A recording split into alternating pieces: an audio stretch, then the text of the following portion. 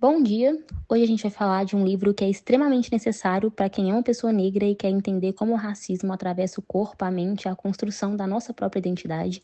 E também um livro fundamental para as pessoas brancas, porque ele escancara como o racismo foi criado para que eles achem natural ocupar lugares que pessoas negras nem conseguem chegar perto. Lugares de poder, de prestígio, de reconhecimento. A gente está falando de Pele Negra, Máscaras Brancas, de Frantz Fanon. Fanon foi um homem negro nascido em 1925 na Ilha da Martinica, colônia francesa do Caribe. Além de médico, Fanon foi um militante anticolonial, escritor e um revolucionário. Sua trajetória foi marcada pela experiência pessoal direta com o racismo e com o colonialismo, desde a infância até sua atuação profissional como psiquiatra na Argélia, durante a luta do país pela independência da França. A sua contribuição ultrapassou os limites da teoria, influenciando diretamente movimentos de libertação na África e nas Américas. Sua obra segue sendo referência central nos estudos sobre raça, sobre colonialismo, subjetividade, inspirando intelectuais extremamente relevantes como Angela Davis e Bell Hooks. O que Fanon faz nesse livro é revolucionário. Ele foi um dos primeiros intelectuais a discutir como o racismo, que é praticado e construído por pessoas brancas, não atinge só a vida material das pessoas negras, mas invade também a mente, a subjetividade, os afetos e a construção da própria identidade. Agora, falando um pouco mais sobre o livro, o Fanon mostra que, numa sociedade que insiste em tratar quem é negro como inferior, muitas pessoas acabam sendo empurradas para um dilema. Ou elas afirmam a sua própria identidade e enfrentam a rejeição, ou elas tentam se encaixar, imitar, falar e agir como pessoas brancas, na esperança de serem aceitas, de serem vistas como gente. E é exatamente daí que vem o título do livro, Pele Negra, Máscaras Brancas. A pele negra carrega a história, a cultura, a memória e a existência de um povo. A máscara branca é esse disfarce forçado, uma armadura que muita gente acaba vestindo, acreditando que só assim vão ser reconhecidos como seres humanos. Nos capítulos que a gente vai discutir hoje, Fanon aprofunda temas como a linguagem, que vira uma arma do racismo, estereótipos que são criados e naturalizados, sobre como o racismo opera de forma inconsciente, enraizado nas estruturas, nas relações, e mais do que isso, ele também fala sobre resistência e sobre como é possível construir uma existência que não precise de máscaras. Na primeira parte do capítulo 5, Fanon olha para a sua própria vivência de uma forma muito concreta. Ele mostra como uma sociedade colonial racista marca não só o corpo, mas também a mente do negro. Não é uma análise abstrata e distante, ele fala a partir da própria dor de quem sente na pele o que significa ser reduzido a um objeto mesmo sendo também humano. Ele conta uma cena que marca tudo que vem depois. Ele diz: cheguei ao mundo querendo descobrir um sentido nas coisas. Minha alma cheia do desejo de estar na origem do mundo. E eis que me descubro objeto, no meio de outros objetos. O que ele chama de objeto não é uma metáfora bonita, é uma descrição exata da violência que o racismo produz. Enquanto o homem branco é visto como um sujeito, como alguém completo, cheio de interioridade, de desejo, de agência, o homem negro é empurrado para uma condição de pura exterioridade. Ou seja, ele não é reconhecido como sujeito, ele é olhado, nomeado enquanto uma ameaça, desejo, medo, mas nunca enquanto uma pessoa legítima, uma pessoa humana. O Fanon mostra que o racismo ele não é só uma questão de ofensa e de preconceito. É uma violência que atravessa a existência e sequestra o corpo mesmo. Ele fala que seu corpo é sufocado por estereótipos, por imagens e pela expectativa que o olhar branco projeta sobre ele. E é aí que surge um conceito muito central no texto, que é o conceito de esquema epidérmico racial. O corpo negro nunca é só um corpo. E é exatamente isso que Fanon quer dizer quando escreve o esquema corporal desmoronou, deu lugar a um esquema epidérmico racial. Na prática, isso significa que o racismo destrói uma experiência que deveria ser básica para qualquer pessoa. Viver no próprio corpo sem precisar pensar nele o tempo todo. Mas para quem é negro, isso é arrancado. O corpo negro nunca chega sozinho. Ele chega junto com estereótipos que foram construídos há séculos. Fanon fala que ser negro é saber que sua cor entra nos lugares antes de você. É perceber o olhar que segue você pelos lugares, o desconforto no elevador, o segurança que vigia, as portas que não se abrem. O racismo ele transforma os simples atos de existir num cálculo permanente. Você não só simplesmente anda, você performa um andar que não te torne alvo. E é sobre isso também que fala o relato do vídeo que a gente vai ver agora. Sobre como, desde muito cedo, as pessoas negras entendem que não podem simplesmente existir. porque nesse mundo, existir um corpo negro é o tempo todo ser lembrado de que esse corpo é visto como um problema, como uma ameaça.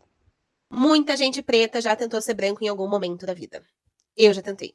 Eu já coloquei pregador de cabelo no nariz pra ver se ele afinava. Eu não tomava sol pra eu não ficar mais preta do que eu já sou. Eu usava blusa de manga longa mesmo no verão, porque no meu imaginário eu achava que as pessoas elas não iam me ver como negra e por aí vai, né? E o que acontece com essa menina do vídeo é um bom exemplo do que o Frantz Fanon ele explica no seu livro Pele Negra, Máscaras Brancas, que eu recomendo fortemente que todas as pessoas leiam, porque é um livro que fala justamente sobre essa complexidade de você ser uma pessoa negra em um mundo predominantemente branco. A sociedade tem sim interferência para que a gente esconda quem a gente é de verdade, e as redes sociais só pioram tudo isso. Porque nas redes sociais, a vida de todo mundo é perfeita, e as pessoas brancas são ainda as mais aceitas e valorizadas, são elas que viralizam, inclusive às vezes fazendo simplesmente nada. E é com essa supervalorização das pessoas brancas que muitas vezes as pessoas negras começam a usar máscaras brancas, que é essa tentativa de se adequar aos padrões da sociedade. E essa sensação de inadequação não é algo que surge do nada, né? Ah, acordei e decidi que hoje eu vou ser o clone de uma pessoa branca, vou reproduzir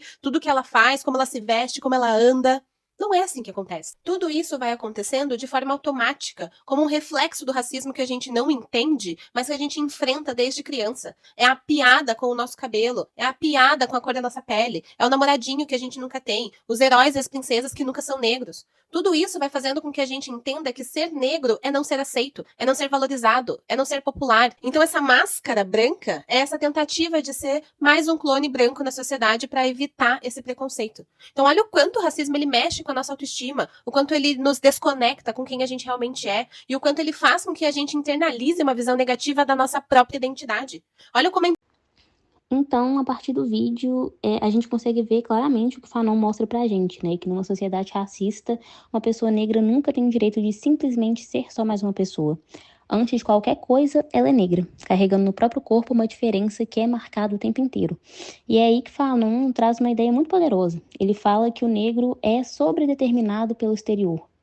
Quer dizer que ele não é definido pelo que ele de fato é, mas pela sua aparência. Diferente de outras minorias, que em alguns casos conseguem esconder sua identidade, como gays, judeus, uma pessoa negra não tem essa possibilidade. Sua pele é um rótulo permanente, não dá para tirar. Mas o Fanon ele não aceita essa exterioridade como um destino, muito pelo contrário, isso é muito forte no livro, porque ele mostra que ele não quer só sobreviver a essa realidade racista, ele quer entender esse mundo, ele quer desmontar essa estrutura, ele quer se libertar disso. E ele recusa duas armadilhas. A primeira é tentar ser aceito pelos brancos, fingindo que a cor não importa, apagando a própria negritude para caber nesse mundo. E a segunda é cair numa ideia de que existe uma essência negra fixa, pura, que também aprisiona e também pode limitar. O Fanon, ele diz claramente: minha negritude era densa e indiscutível, que é a frase que está escrita no slide anterior. Ou seja, ele reconhece essa marca, sim, e que ela é real, que ela está no corpo, na história, mas que não define quem ele é por completo. E é aqui que Fanon percebe que a razão, a racionalidade, né, essa ideia europeia de que tudo pode ser explicado, provado, racionalizado, não dá conta de destruir o racismo, porque o racismo ele não é racional, ele é irracional, é visceral, construído em cima de mitos, de mentiras, de medos. O Fanon até cita uma fala absurda do Congresso de Eugenia, que dizia que a mistura de raças diminuía a inteligência. Isso já tinha sido completamente desmentido pela ciência, mas o preconceito seguia vivo, intacto. Ele percebe então que a razão branca brincava de gato e rato com ele. Sempre que ele achava que estava vencendo pelo argumento, o racismo dava um jeito de escapar e de se sobressair de novo. É nesse momento que ele para tudo e pensa: se no plano da razão não dá, então eu vou me lançar na irracionalidade. E isso é uma decisão muito consciente dele, né? Extremamente consciente de construir uma nova forma de ser, uma forma que ele não precise se explicar o tempo inteiro para a branquitude. Fanon se conecta então com a sensibilidade, com a poesia, com o ritmo, com tudo aquilo que o mundo colonial chamou de primitivo, mas que na verdade é uma força negra, né? Uma potência. E o Fanon deixa isso lindamente registrado quando ele escreve a seguinte frase: a minha negritude não é uma pedra, não é uma surdez lançada contra o clamor do dia. Ela mergulha na carne ardente do céu, rasga a prostração opaca da paciência sensata. Ou seja, a negritude para ele não é um peso, não é uma prisão. Ela é vida, é força, é movimento. É uma outra maneira de existir no mundo que não é sobre dominar, sobre explorar, sobre se apropriar, como fizeram as pessoas brancas, mas sobre coexistir, se conectar com, com o mundo ao seu redor. Por isso, Fanon se recusa completamente a participar desse jogo colonial e não aceita mais ser reduzido a estereótipos e a categorias criadas pelos colonizadores. Ele afirma a sua existência no final desse capítulo de forma a nos mostrar, né, que a sua negritude ela não é uma prisão. Ela é fonte de outros valores, de outros saberes, de outras formas de estar no mundo. Isso é muito mais do que existência. O Fanon dizendo a seguinte frase, né? Eu não aceito mais as regras desse jogo. Eu faço as minhas próprias. A cultura negra, onde quer que ela se manifeste, ela é patrimônio dos negros de qualquer lugar. Se você não lutar pela sua condição, você vai ser engolido por todos os lados.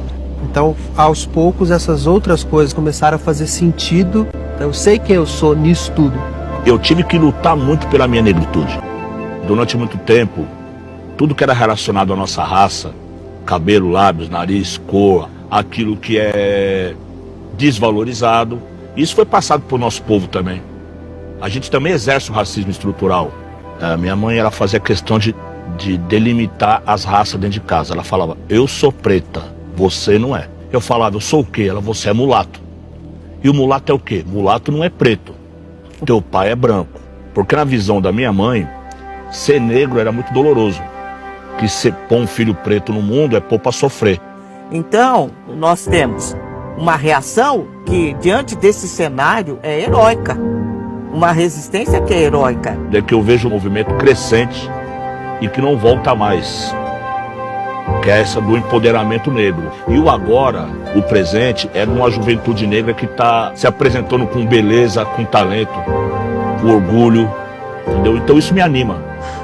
Eu me sinto orgulhoso dos retintos me darem essa autoridade de falar em nome deles muitas vezes. O Brasil ele ainda vai ser a ponta de lança do pensamento negro no mundo, cara. Eu acredito nisso. O capítulo 6 da obra traz uma abordagem bastante válida sobre a posição do negro em uma sociedade de um domínio exercido de forma majoritária pelos brancos. O autor toma como base termos e expressões advindas do campo psicanalítico para demonstrar de maneira profunda por que o racismo, mais do que um sistema de opressão externo, é uma força que desestrutura a subjetividade do indivíduo negro desde suas bases mais íntimas. Nessa perspectiva, questiona-se acerca dos fundamentos da psiquiatria europeia, afirmando que tal disciplina se sustenta sobre a presença de uma neutralidade científica, que, na verdade, mascara o eurocentrismo de suas categorias. O negro, nesse campo, não é analisado como sujeito pleno, mas sim como desvio, como anomalia, alguém que é sempre comparado ao ideal de normalidade baseado na raça branca, a qual exerce uma relação de domínio perante diversas esferas no âmbito social. Essa suposta ciência do espírito, ao entrar em contato com o negro, reforça as mesmas ideias que o colonialismo construiu.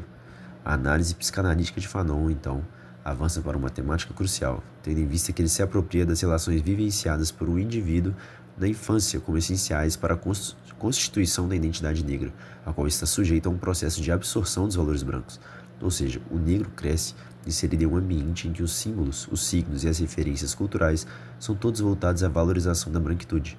A escola, os contos infantis, os jogos, as imagens heróicas, tudo aponta para uma concepção de beleza, inteligência e moralidade que exclui o negro e posiciona como o outro, o inferior, o não humano. Todo esse processo de construção simbólica se inicia no seio da família, demonstrando a importância dessa instituição para a inserção de um indivíduo no âmbito social. Entretanto, diferentemente do que ocorre com o indivíduo branco, cuja estrutura familiar reforça os valores dominantes e facilita sua inserção no mundo social, a família negra frequentemente reproduz, mesmo que inconscientemente, os valores do colonizador. Isso ocorre, por exemplo, na forma como a criança negra é educada a admirar personagens brancos e se afastar de suas raízes. A identificação, nesse caso, não se dá com o semelhante, mas com o opressor. Ademais, é válido ressaltar que a dissonância entre identidade familiar e identidade social provoca no negro uma experiência de alienação. Ele vive uma constante tensão entre o que é e o que precisa aparentar ser para ser aceito. A máscara branca que se vê obrigado a vestir jamais adere completamente à sua pele. O resultado disso é a formação de uma personalidade fragmentada, marcada por uma luta interna contínua entre o desejo de reconhecimento social e o custo psíquico da negação de si.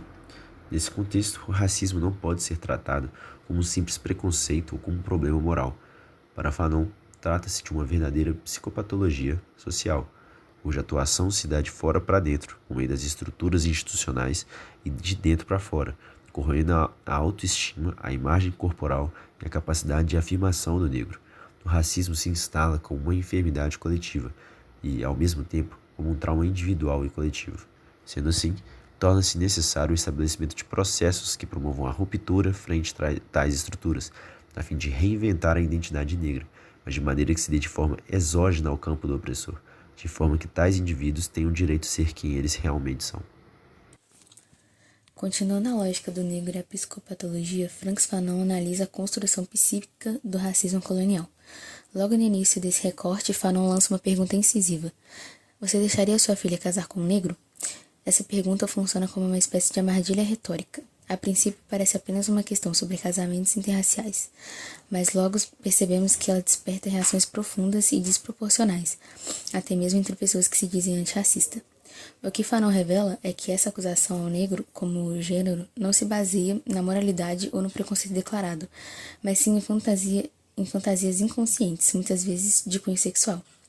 A figura do negro nesse imaginário branco é associada a um universo sexual descontrolado, perigoso e desconhecido. Surge então o racismo como reação defensiva a algo que o branco sente, mas não compreende completamente.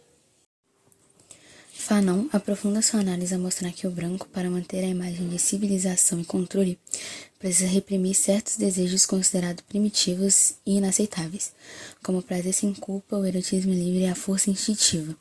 É justamente essas fantasias reprimidas que são projetadas sobre o corpo negro, ou seja, o negro não é visto como ele é, mas como o branco precisa que ele seja para sustentar sua superioridade. Fanon escreve sobre esse tema com a seguinte frase: o negro foi eclipsado, virado membro, ele é pênis. Essa frase chocante revela a essência da desumanização. O negro é reduzido a um órgão sexual, a um símbolo de potência e brutalidade. Ele deixa de ser sujeito, com pensamento, história e cultura, e passa a representar o instinto bruto, o corpo que ameaça a pureza e o controle dos brancos. Essa construção não é racional, ela pertence ao imaginário, ao simbólico e à fantasia reprimida. E é nesse ponto que o racismo adquire uma dimensão mais complexa e mais violenta do que um simples juízo de valor.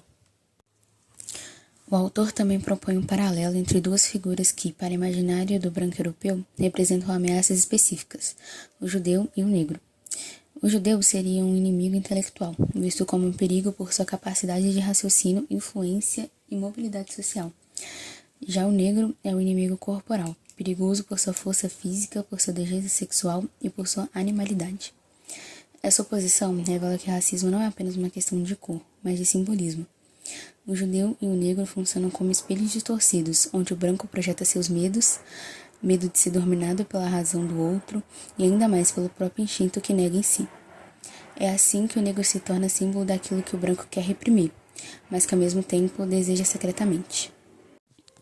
E essas construções não se formam do nada, elas são produzidas e alimentadas pela cultura, que funcionam como uma máquina simbólica. Livros, cinemas, histórias, publicidades e piadas reforçam, repetem e naturalizam a imagem do negro como corpo, força e ameaça. A capa da revista Vogue de 2008 é um exemplo claro de como esse imaginário ainda está ativo. Nela, o jogador de basquete LeBron James aparece segurando a modelo Gisele Bündchen de forma agressiva, rugindo com expressão de fúria. Muitos críticos apontaram que a imagem se assemelha a antigos cartazes racistas do início do século XX, que associavam o homem negro à figura do gorila ou do predador sexual. Mesmo em contexto contemporâneo, a simbologia permanece, o homem negro como uma ameaça viril, brutal e animalesca, e a mulher branca como um objeto frágil ou troféu. Fanon nos alerta que essa imagem é mais do que uma escolha estética. Ela expressa o inconsciente racial ainda presente nas sociedades ocidentais. A partir desse ponto, ele introduz uma ideia ainda mais incisiva, o masoquismo inconsciente do branco. O branco deseja aquilo que ele construiu como perigoso e, por desejar, sente culpa. Para lidar com essa culpa, transforma o desejo em medo e o medo em violência simbólica e real. O racismo, então, não é apenas um ódio ao outro, mas também uma punição por aquilo que se sente e que não pode admitir. Fanon mostra que a cultura branca erotiza o negro e depois o pune por isso. Essa oscilação entre fascínio e repulsa explica o sucesso de tantos produtos culturais que tratam o negro de forma feticizada, seja como ameaça, como potência ou como objeto de desejo exótico. E outro aspecto que o Fanon aborda com precisão é a generalização. No imaginário branco, o negro não é visto como indivíduo, não importa se ele é africano, cambrenho ou americano. Todos são reduzidos a uma única identidade racial, essencializada e despersonalizada. Isso impede o reconhecimento da pluralidade negra, suas culturas, línguas, histórias e subjetividades. É uma forma de violência simbólica que transforma o negro em uma categoria fixa, funcional, sem profundidade, sempre ligada ao corpo, à força, ao instinto. Essa homogeneização retira do negro a condição de sujeito e reforça sua posição como eterno outro. Com tudo isso, Fanon nos faz refletir sobre a ideia de um espelho distorcido. O negro foi transformado em uma tela, onde o branco projeta tudo aquilo que recusa em si mesmo, seu desejo, sua violência, sua animalidade e sua culpa. A imagem do negro não é uma representação neutra da realidade. Ela é uma construção simbólica, feita para sustentar uma fantasia de superioridade branca, mas que, paradoxalmente, revela as fragilidades dessa própria fantasia. Fanon nos força a reconhecer que a desumanização do negro é, na verdade, um processo de autodefesa psíquica do branco. E que, para romper com o racismo, é preciso confrontar não só o outro, mas a si mesmo. É preciso destruir esse espelho para que o negro possa ser reconhecido não como reflexo, mas como sujeito. No livro Pele Negra, Máscaras Brancas, é realizada uma análise profunda da condição psíquica e cultural do negro antilhano, revelando os efeitos perversos da colonização não apenas sobre os corpos, mas sobretudo sobre as almas. O foco dessa parte do livro está na construção do inconsciente coletivo do negro colonizado e na forma como a branquitude se impõe como um modelo universal de humanidade, pureza e moralidade. Fanon começa denunciando a ideia de um inconsciente coletivo que, longe de ser uma herança biológica comum, é o resultado de uma imposição cultural. O negro antilhano, criado sobre os valores europeus, absorve os mitos e os estereótipos construídos pela cultura branca, tornando-se ele mesmo negrófobo. A referência ao inconsciente coletivo não é feita para legitimar ideias universais de psicológico, mas para mostrar como os modelos culturais europeus foram introjetados pelos colonizados a ponto de moldar seus desejos, fantasias e identidades. O impacto disso é brutal. O antilhano, mesmo sendo negro, deseja ser branco, não apenas na aparência, mas em sua forma de pensar, sentir e se comportar. Fanon afirma que a anima do negro antilhano é quase sempre uma branca, ou seja, a imagem idealizada da mulher desejada ou do companheiro ideal segue sendo branca. Isso revela a profundidade do apagamento da própria identidade racial e cultural. O colonizado aprende desde criança, por meio da língua, da literatura, das músicas e dos filmes, que o negro é feio, sujo, instintivo e imoral, e o branco é belo, racional, civilizado e bom. Essa é a equação do inconsciente coletivo racista. Negro é igual a mal, branco igual a bem. Fanon ilustra esse fenômeno como exemplos do cotidiano e da cultura antilhana. Desde cedo, as crianças negras ouvem advertências como não se comporte como um preto, associando negritude a algo negativo, ruidoso e animalesco. A ausência de representações negras positivas na cultura dominante reforça esse processo. A literatura lida nas escolas e os romances franceses, os autores canônicos, tudo isso exclui o negro e o apresenta de forma caricata e inferior. Essa alienação atinge o auge quando o jovem antilhano, já adulto, passa a rejeitar sua própria negritude. Para ser aceito, ele tenta se branquear intelectualmente.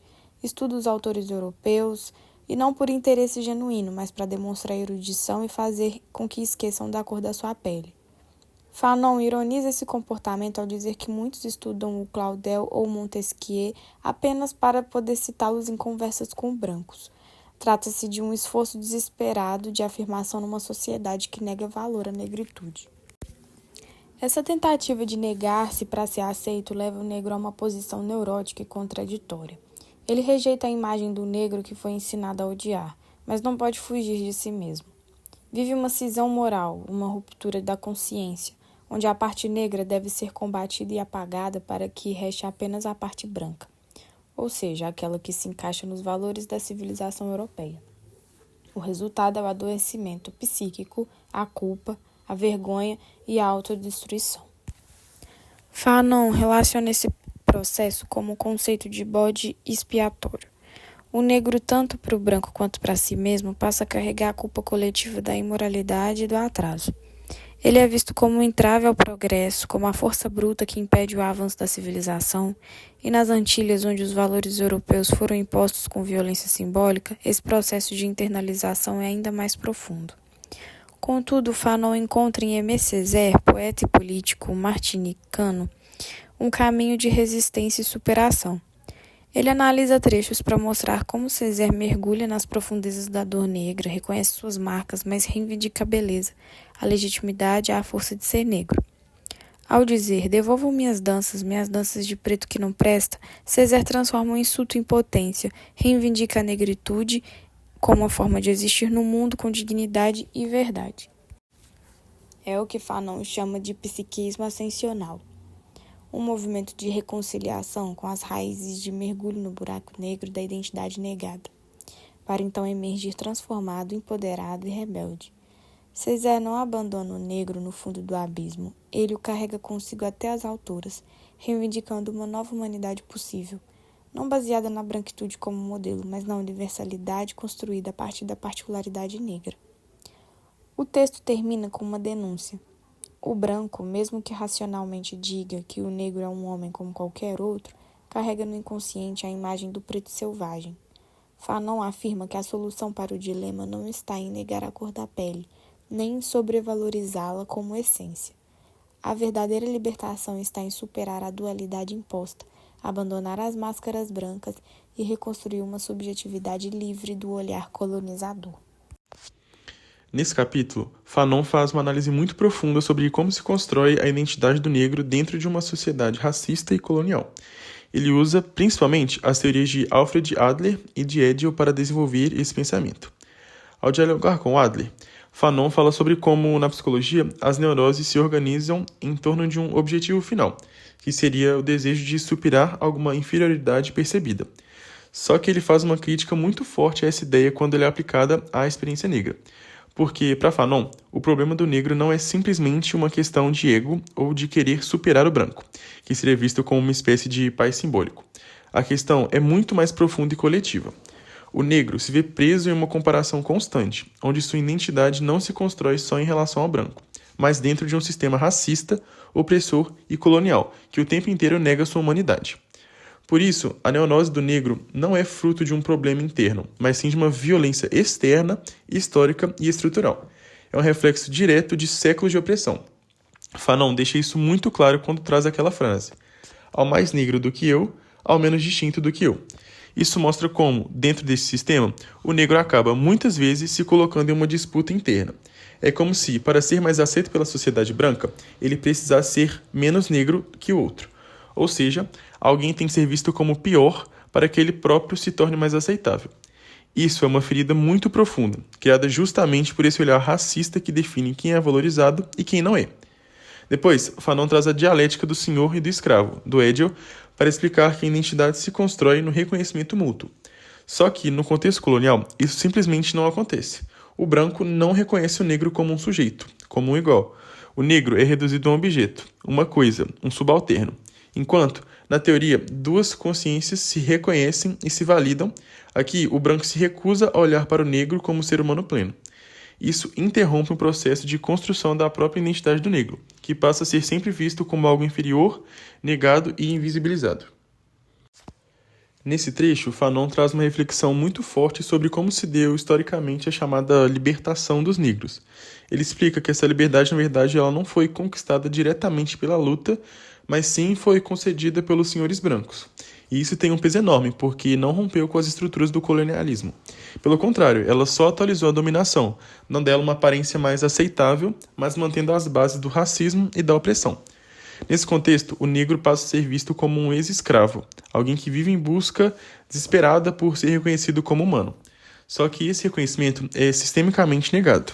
E aqui, Fanon faz uma comparação muito interessante. Enquanto o negro norte-americano enfrenta mais diretamente as estruturas da opressão, o negro das Antilhas Francesas vive um conflito muito mais interno, porque o seu opressor nem sequer aceita entrar nessa luta simbólica pelo reconhecimento.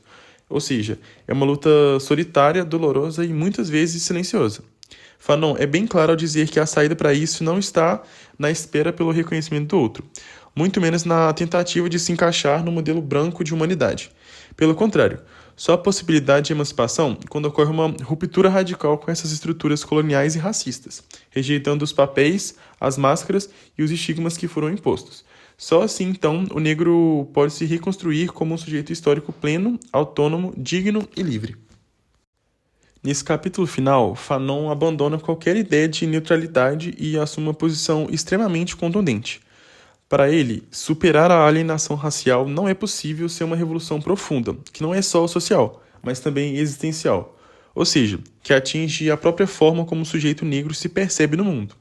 Ele traz uma reflexão muito interessante citando Marx e lembra que nenhuma revolução pode se basear na nostalgia do passado. Pelo contrário, a transformação precisa estar orientada para o futuro, rompendo de vez com os fantasmas históricos que sustentam a opressão e o racismo.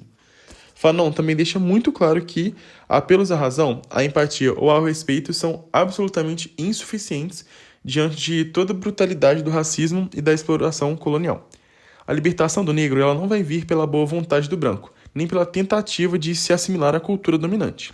Pelo contrário, a verdadeira libertação só é possível quando o negro rejeita as máscaras impostas pela sociedade branca. Máscaras de subalternidade, de inferioridade, de servidão simbólica, e passa então a se afirmar como um ser pleno, autônomo e digno, de capaz de escrever a sua própria história.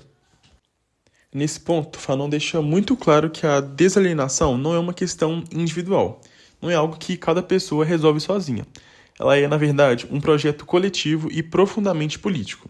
Isso porque, embora as formas de alienação sejam diferentes, seja do médico, do operário ou do trabalhador do porto, todas elas estão ligadas por uma mesma estrutura, a colonialidade.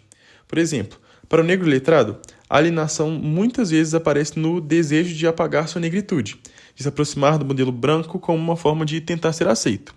Já para o negro mais explorado economicamente, a alienação se expressa na brutalidade da exploração, no desprezo, no racismo institucionalizado que ele enfrenta diariamente. Só que, no fundo, essas duas situações são expressões diferentes de uma mesma lógica de dominação, que é o racismo estrutural e o legado do colonialismo. E é por isso que Fanon defende que a luta precisa ser total em todas as frentes, no psicológico, no econômico, no político e no cultural. Não basta mudar relações pessoais, não basta ser mais empático. É preciso uma transformação radical das estruturas da sociedade. E Fanon fecha esse pensamento com um chamado ético e existencial muito forte. Ele diz que é urgente rejeitar tanto a lógica da submissão, ou seja, aceitar o lugar que te colocam, quanto a lógica da vingança, que seria querer inverter os papéis e dominar quem te oprimiu. O que ele propõe é algo maior, construir uma nova humanidade, baseada no reconhecimento mútuo, na liberdade e na dignidade de todos os povos. Ele mesmo resume isso numa frase muito potente: não há lugar para quem se prostre, nem para quem queira ser Deus. O que se quer é o homem que se recusa a ser escravo e que recusa transformar outro em escravo. Para concluir nossa apresentação, é importante destacar que Fanon nos mostra que o racismo vai muito além de atitudes individuais ou de preconceitos isolados. Ele é uma violência estrutural e psíquica, que desumaniza o sujeito negro e o força a viver sob uma identidade imposta, a chamada máscara branca. Essa máscara representa a tentativa constante de assimilação, de apagar a própria negritude para ser aceito em uma sociedade moldada pela branquitude. Fanon também critica a ciência e a cultura eurocêntrica, que reforça estereótipos, deslegitima o negro e molda o inconsciente coletivo racista, tanto na mente do branco quanto na do próprio negro. Diante disso, ele defende uma ruptura radical com esse sistema. A libertação não pode vir da aceitação passiva nem da tentativa de ser o que o opressor deseja. Ela vem da reconstrução de uma identidade negra autônoma, livre e potente. E mais do que isso, Fanon propõe a criação de uma nova humanidade. Não se trata de inverter o opressor e o oprimido, mas de superar essa lógica por completo, construindo então relações baseadas na liberdade, na dignidade e no reconhecimento mútuo de todos os povos.